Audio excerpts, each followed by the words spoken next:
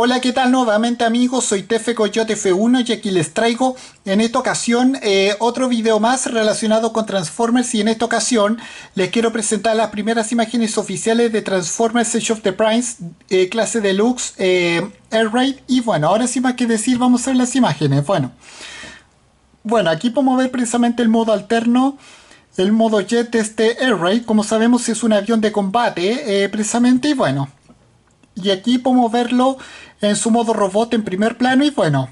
Y aquí podemos verlo junto a Slideshot y junto a Superior precisamente y bueno. Y aquí podemos verlo también en su modo robot debajo de Superior. Bueno, y aquí podemos verlo en su modo avión visto desde abajo y bueno.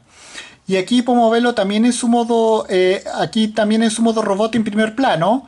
Bueno, aquí podemos verlo en modo avión también junto a Silverbolt y Slingshot. Y bueno, y aquí también en su modo alterno junto a Silverbolt y Slingshot precisamente. Y bueno, y esas eran todas las imágenes que quería mostrarles. Y con esto me despido. Adiós, que me fuera. Chao.